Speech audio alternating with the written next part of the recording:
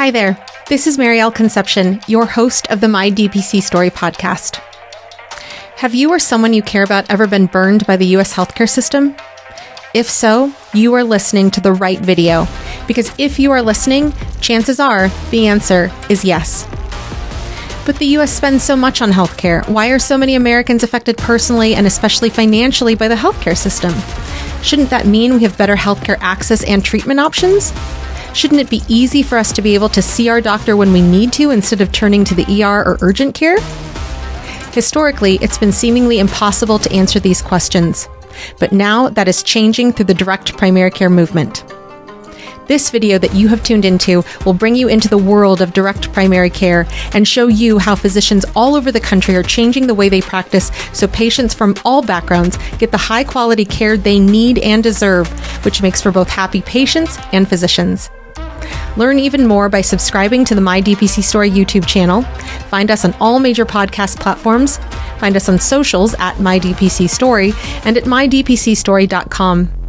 There you can find resources including how to find a DPC doctor near you, conferences about DPC, DPC startup guides and advice, a store with DPC swag, and even a mapper showing where podcast guests are practicing.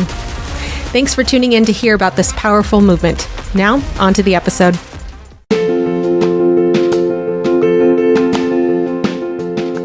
Direct primary care is an innovative, alternative path to insurance-driven healthcare. Typically, a patient pays their doctor a low monthly membership and, in return, builds a lasting relationship with their doctor and has their doctor available at their fingertips. Welcome to the My DPC Story podcast, where each week you will hear the ever-so-relatable stories shared by physicians who have chosen to practice medicine in their individual communities through the direct primary care model. I'm your host, Maryal Concepcion, family physician, DPC owner, and former fee-for-service doctor. I hope you enjoy today's episode and come away feeling inspired about the future of patient care, direct primary care. Direct primary care is the freedom to do the medicine I envisioned. Medicine that is simple, thorough, holistic, and personal. I am Dr. Neeti Kapur of Devoted Family Practice, and this is my DPC story.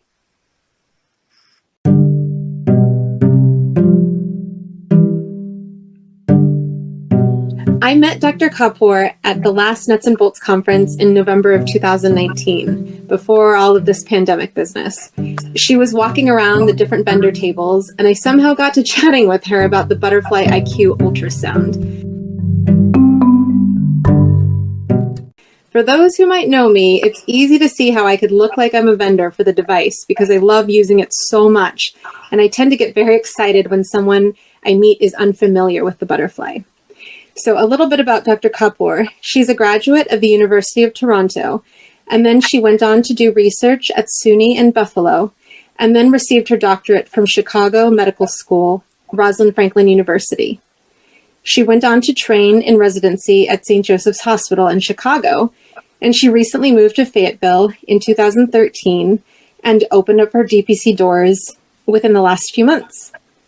So welcome, Dr. Kapoor. Thank you so much for taking another leap today as the very first interview for the podcast. It's my absolute pleasure to be here. So I wanted to get started with the key to pretty much everyone's story. How did you come to learn about DPC? So the interesting thing about that is that if I try and pinpoint a time where I can say, this is where I heard about DPC, I can't do that because somehow it came into the picture when the clinic I was at in Fayetteville closed down, and I really started to think about my next move. And I don't remember exactly how I heard about DPC, but at one point I did start watching old conferences, the nuts and bolts, old recordings, and there was something about the content and the energy in those conferences that just got me so excited. It's awesome. And it was just it was something about that the energy in me changed, and I started looking to find out more about this model. And the more I learned, the more I wanted to learn. And after a point, I jumped in, and it's been a great journey. That's fantastic and very inspiring, especially to those folks who are considering jumping into DPC. I want to ask you, when did you open exactly, and how has it been going ever since you did open your DPC doors? So I opened about 2 months ago with telemedicine, and really the idea was just to get the ball rolling, to get the idea of DPC and a new paradigm in medicine out into the community. And the reason I started with telemedicine is because I didn't have a brick and mortar clinic to actually move into. The place that I decided to lease needed a bit of an aesthetic gut, which is what I wanted to do, just to make it my own comfortable space. And while that was happening, I wanted to just do one-time telemedicine visits, just to, number one, help out a lot of the folks who couldn't afford or couldn't get into or didn't want to go to a regular doctor for whatever reason because of the COVID pandemic.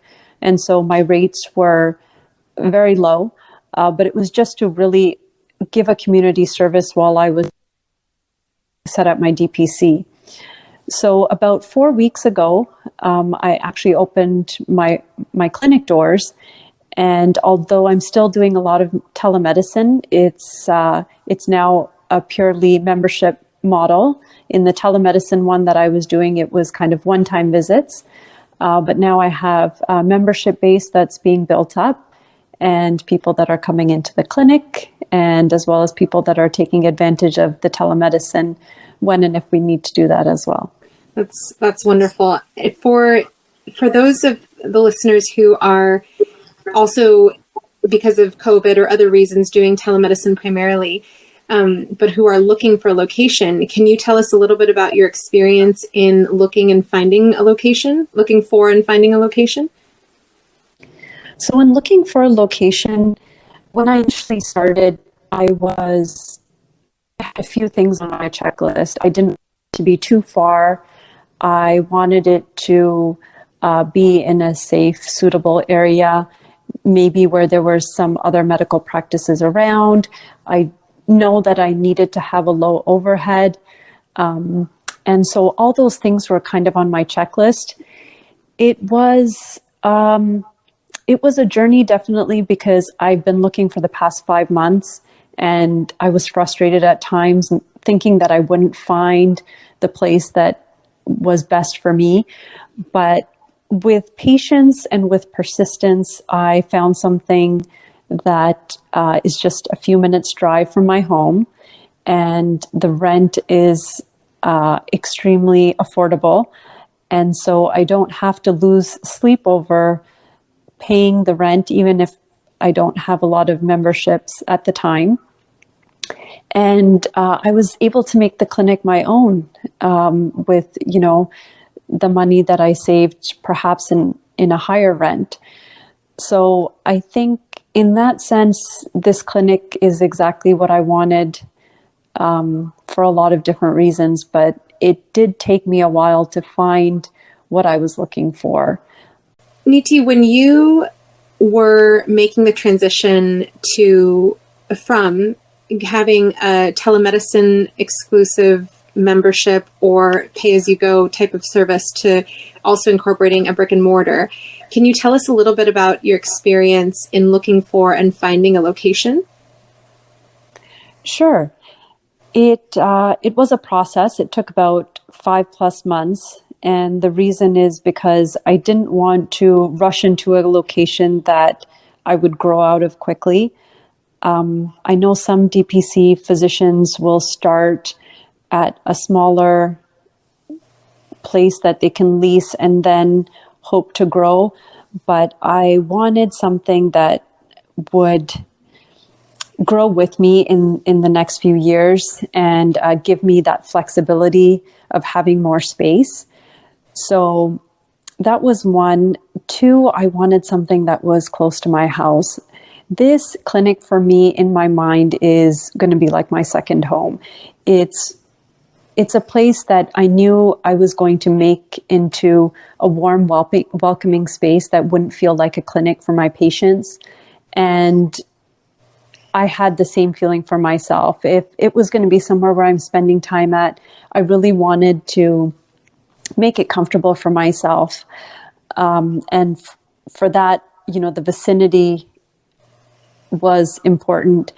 I also wanted to have a space that, believe it or not, my kids could also come to. With this COVID pandemic, I didn't know if they were going to go back to school. I didn't know what the school year was going to look like or how it was going to change. And because I don't have full-time help with them at home, having a space for them at my clinic was important to me. Sure. So after a 5-month search and going through a lot of frustrated moments where I was doubting if I was going to find the right place, I did find a place that fit me perfect. The other thing that is on probably or should be on every DPC doc's checklist is keeping the overhead low. And the rent, as you know, is a fixed cost that really needs to be kept low so that you don't lose sleep if you don't have members initially. Mm-hmm. And for me, that was super important. Definitely. So I was fortunate to be able to do, to get all those things that I wanted. And I did a little aesthetic gut on the clinic because it was an older space, but it had the rooms that I wanted, and I could make it into a space that was my own and that was clean and warm and welcoming to patients. Absolutely. I'm a huge believer in things happen for a reason. And so it sounds like, you paid the price, you waited the 5 months, but in return you got something that ticks off all of your boxes. So I'm really happy for you in that sense. So I love that your space is individualized, especially to the fact that you have 2 kids. So can you share with us how old are your kids? And in terms of balancing being a mom and opening up your DPC, how is that working out for you? That's a great question. And that was one of my concerns when I was contemplating the idea of DPC.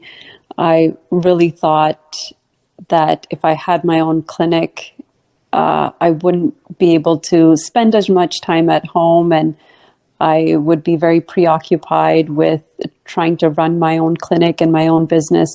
But I think it can be the exact opposite. My children are 8 and 10. My daughter is 10. My son is 8. And I had my daughter when I was about a year out of residency. So after my first year as an attending. And when my son was born 2 years after that, I did take off a few years to raise my kids. When I was contemplating DPC, being in a 2-physician household, and my husband is in a subspecialty, I knew that I would still want to be the primary caregiver for my kids. And although running a clinic is going to be a priority, having a family is also just as important, and being able to have time for them, being able to see them, and being able to have a flexible schedule so I can be available when I need to be available for them, that I knew was going to be on the forefront for me. Absolutely. When I went to the Nuts and Bolts conference, I think there was one talk that was an all-female panel, and they talked about this exact thing, running their DPC practices out of their house, doing it part-time, and arranging it so that they could still be there to care for their children. And that, I think, is just the beauty of the model. Whether you're a parent or not, whether you're a female or not, I think the DPC model allows you and promotes having balance in your life and having the physician understand that they need to look after themselves so that they can look after their patients. And in a fee-for-service model where burnout is so common and we're hearing about it more and more, we need to realize that the providers also need time and they need to have balance so that they can continue to do what they do. Definitely. And I think that that's a huge pull for people who, especially in these pandemic times, are being treated as they never thought a physician could be treated by corporations. And so in that sense, you know, you're taking a stand for your own health and your family's health, and being able to be there for your kids as they grow up, which happens way too quickly. As a mom myself, I know that that is painfully true sometimes. I think that's wonderful that you've been able to incorporate your family into your DPC plans. That's fantastic. Thank you. I have become a huge fan of podcasts. Ever since Sarah Koenig hosted the first season of Serial, I was hooked. Now, creating this podcast has become part of my daily life. While it is an exciting new hobby, I also see it as a privilege that I get to interview so many DPC and direct care doctors. If you are interested in starting a podcast, let me tell you a little bit about Anchor. First of all, it's free. There are creation tools that allow you to record and edit your podcast right from your phone or computer. Anchor will distribute your podcast for you so it can be heard on Spotify, Apple Podcasts, and many more. You can make money from your podcast as well with no minimum listenership. It's basically everything you need to make a podcast all in one place. Download the free Anchor app or go to anchor.fm to get started. I want to shift to your actual practice, specifically that you have a special interest in complete patient wellness and homeopathy. And I want to hear a little bit more about where this interest stemmed from and where were you able to get training for this? So if other people are interested, they can have a resource to refer to. Yes, absolutely. So I was introduced to homeopathy actually at home by my grandfather, who lived with us when we were growing up. And he was a homeopath. And my parents were regular Western medicine doctors. So my father was a family practitioner and my mother an anesthesiologist. And I never really looked at homeopathy as a very legitimate form of medicine. I used to think that my grandfather was just trying to, keep himself busy and just practicing what I thought was hocus pocus medicine, actually. And really the legitimate medicine for me was Western medicine. Mm-hmm. So that's what I pursued. I never really learned anything more about homeopathy. I did my medical training and I did my residency. However, once I started practicing, within the first year, I quickly realized that I couldn't get patients healthy like I envisioned I would be able to. Mm-hmm. I would put them on a medication, and although I'd be able to control their symptoms, if they were on this medication for a long period of time, I knew it wouldn't cure them in the way that I thought I could cure them. And so it was that sort of, dissatisfaction, I think, that made me search for something more.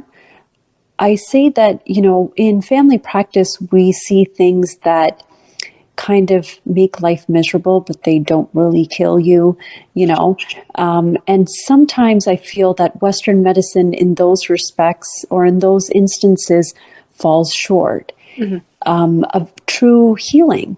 And I found out that there was a course in Chicago, which is where I was at, offered through the CDH, which is the Center for Education and Development of Homeopathy. And it's a course taught by physicians for physicians. And I took this course, and it was everything that I didn't know about homeopathy. It's scientific, it's based on pharmacology. You take a very thorough history and do a physical, and you're able to come up with alternatives to sometimes areas that we lack in Western medicine when it comes to treatment. After I started integrating homeopathy, I came to a point where I questioned what I was going to do, because I felt like I was torn between my Western medicine training and homeopathy, and I felt at times that I would need to pick and choose which medication to give. And so I really went through a phase of hardship in trying to figure this out. And slowly I realized that they actually are very synergistic. They work well together, and they make up for areas where the other one is lacking. They also work on two different levels, which means that I often prescribe them both at the same time. And I tell patients, hey, you can start with this and add this, or you can start with the other and add this if in case you need it. So it's been amazing with the healing and the amount of options that it gives my patients when Western medicine lacks in certain areas. Of course, there's areas that homeopathy lacks as well. And I think the practice and the art of the practice comes in when you can use both and use their strengths, as well as understand where their weaknesses are when you're prescribing the medications. That is wonderful that you're able to find a place where you're able to use both types of medicine, Western as well as homeopathic medicine, together for your patients. I think that not only is your clinic personalized to what you need it to be, but also your practice is individualized. That's absolutely wonderful. Have you been able to get out into your community since you've opened your doors, or even your telemedicine doors, to speak about DPC, and how has that been perceived? It's been great. I actually have gotten a few opportunities. The first opportunity I had was with a radio station, and it was for a local church group. And I did get to speak with the pastor, and it was a lot of fun. And I've also spoken to a number of small businesses who have signed up their employees, and their employees, some of them have not had regular medical care in decades. And I think it's very kind, it's very supportive of the employers to want to look after their employees in that way, and realize that this is really a need that can be filled in a very affordable way through DPC. Sure. I've recently also spoken to the family medicine residents at the hospital in our town, and a lot of them are aware that DPC exists. I think the word is spreading. I think the interest is growing. And they are much more informed than I ever was during that phase in my career about the other options, about the other practice options and models that exist in primary care. So I've gotten some opportunity, and I think just looking to get more and continue to educate people, because again, I'm the only practicing DPC in my town, and making people understand that there's a different paradigm in medicine and why we're doing it is really important for them to know. Absolutely. And it's a sign of the times, right? I didn't know about DPC until about a little over a year ago. And there's people who are jumping into DPC a lot more frequently now out of residency than there were before, which is a fantastic hope for the future. You mentioned that you are the only DPC in your town. In terms of geographic location, how close is the nearest DPC to you, and how have you been able to network within your area or your state? The closest DPC is in Apex, and that's about an hour from me. And we do have some up in Raleigh as well. I'm about an hour and a half south of them. And they have been great in terms of support, in terms of answering questions that I have when I was setting up, and I still have now. And I think it's amazing how much people are willing just to open up their hearts and their clinics to a stranger who just wants to open another DPC practice and is struggling to figure out how to do it. So I'm really grateful with that support. And no matter who it is, I think just the DPC community continues to just give that support out. And that's what's fueling the movement. Yes, I can't agree with you more. I absolutely find that when you start picking a DPC doctor's brain, the floodgates open, and you could talk, endlessly about DPC and how everyone is managing their patients and their practices. So that's fantastic that you have had that experience.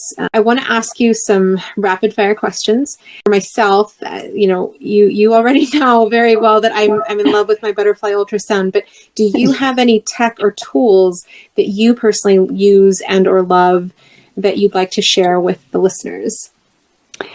I hope to be as good as you are with the butterfly one day. But I have to admit, I'm not as tech savvy, although I really strive to be. Although my favorite tool has to be, and I'm in no way, paid by these folks, but is my EMR, and they are Atlas MD. And I would have to say they're really kind of my tech tool, because my whole EMR is at my fingertips. And if I'm that for me is like a one-stop shop. I can make patient appointments, obviously do my notes. I can put in my inventory. I can receive faxes. I can send out emails. I can do telemed calls. I can put out prescriptions. And for me, it really does everything. And for somebody who is concerned about having a number of different programs run and how to integrate those and how to learn those, this has really been a lifesaver for me. The fact that if a patient calls me and I'm out and about and I need access to their information, or I need to make an appointment, I can do that over my phone. I think that's just a great thing. Fantastic. How about in terms of resources that you might recommend to others? You've mentioned already where you received training for homeopathy, as well as you just mentioned Atlas. What other resources would you recommend to others? Well, I'll tell you, all the stuff that I'm going to say the majority of it is free, but it is invaluable. So the conferences that are online, they lit a fire in me that I couldn't put out. The people, like I said, brought across a message that resonated with what I was searching for, and I just never thought I could bring forth up to the surface. The books, Douglas Sharago's book, Direct Primary Care, I think in the first few paragraphs, I was convinced that there's another path for me. I have to thank you and all, the support group that I met and made at the Nuts and Bolts conference last year. Just having people to share the journey with you. I never thought I never had a support group for anything, and I wasn't sure at how useful it would be. And I don't think we went to create one, but I think we formed one, and I'm so glad we did, because when you go through the ups and downs, which you will go through the downs, sometimes more so in the beginning than you do kind of later on as things kind of stabilize out. But it's a really vulnerable time in our career and our lives, because I didn't think I'd have to go through this. 10 years out of residency, I thought I put in my blood and sweat, and I went through the stresses that I needed to go through. And once I was done, really, I wouldn't go through that again. But turning to DPC, I say, really rocked my foundation of what I thought I would be doing in medicine. And I'm glad that foundation was rocked. But when it is rocked, you need people around you to really help you build up that base again, where you feel confident and comfortable with the direction that you're going in. So for me, that was big. And of course, the DPC Docs Facebook page, there's always information on there. And just even being a watchful bystander will give you so much information from the questions and the answers that people are posting. Absolutely. And touching on that place where people can get to, where you're exposed and you're feeling vulnerable, if you don't have the same old job or the RVU generating job in front of you as your only option. And when you're thinking about making such a dramatic change like opening a DPC, it can be quite unnerving. And I completely agree that support is key in helping a person get confidence to open up their doors or their telemedicine doors. I want to ask, especially because now in pandemic times when we can't participate in conferences as easily in person, if you were meeting someone at a conference and you were talking to someone who was right on that cliff of jumping off with regards to jumping into the DPC world, what would you tell that person who might just need that one little push, that one little bit of information to help them make the transition? I would tell them it's not as scary as you think. So I grew up in Canada, where the healthcare system is very different. When I was in high school, I used to go to my father's family practice clinic and do his billing. And it was straightforward. In Canada, everybody comes in with a health card with their name and their date of birth, which I put in, and a health card number and the charge, and we submit their billing, and the payout comes. So my thought was, when I came to the US and the whole system was very different, and insurances and payouts were really complex, I just never thought I could open my own clinic here. I thought, number one, my overhead to start a clinic and to run a clinic would be beyond my capacity. I thought the complexities of it would be beyond my comprehension and management. And so I really just put it aside. DPC makes that very doable, because you're back to simplified medicine. You're back to a medicine where you're focusing in on the doctor-patient relationship, and everything else becomes simplified and secondary. And in this model, you can do it. You can absolutely do it. You don't have to set up a large clinic. It's whatever you want it to be. And that's the beauty about DPC clinics, is every clinic is unique. Some operate out of their home, some out of their basement, some out of one room, some out of 5 rooms, some out of, the bottom of a building floor.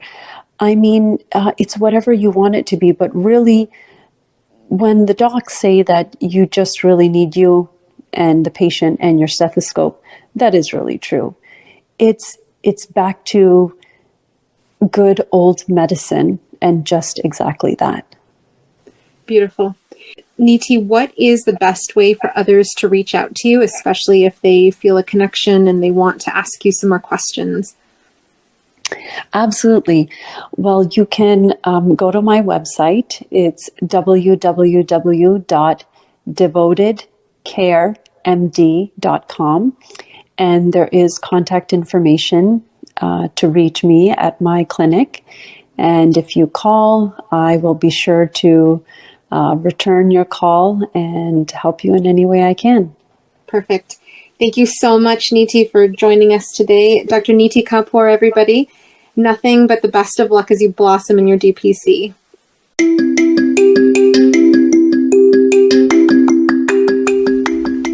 Next week, look forward to hearing from Dr. Paul Thomas of Plum Health Direct Primary Care. Until then, this is Maryal Concepcion. For more information on this episode and much more, please visit mydpcsstory.wixsite.com/my site. That's mydpcstory.wixsite.com/MYSITE.